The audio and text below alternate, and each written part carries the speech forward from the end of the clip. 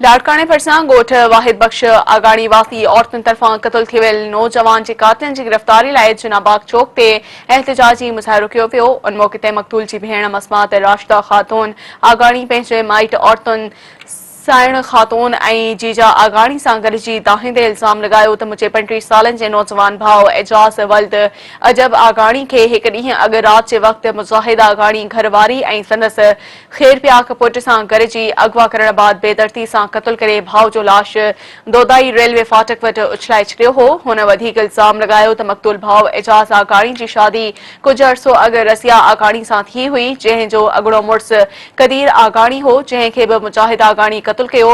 हींअर हू रसिया खे तलाक ॾियारण लाइ धमकियूं ॾींदो हो, जंहिं भाउ खे क़तल करे ज़ुल्म कयो वियो आहे। वितर रज़िया ऐं संदसि ख़ैर पियाक ॿार सदोरो खे अगवा करे गुम कयो आहे। उन्हनि खे क़तल कयो वेंदो। हुन सिंध हाई कोर्ट जे chief justice IG Sindh DIG ऐं एसएसपी लाड़काने खां अपील कई आहे त भाउ जे कातिलनि खे गिरफ़्तार करे इंसाफ़ फ़राहम कयो वञे।